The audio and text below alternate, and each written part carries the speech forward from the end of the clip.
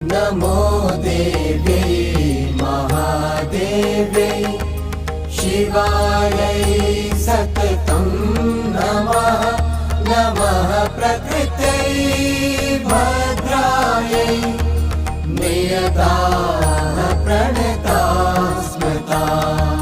रौद्रायै नमो नित्यायै गौर्यै धात्र्यै नमो नमः।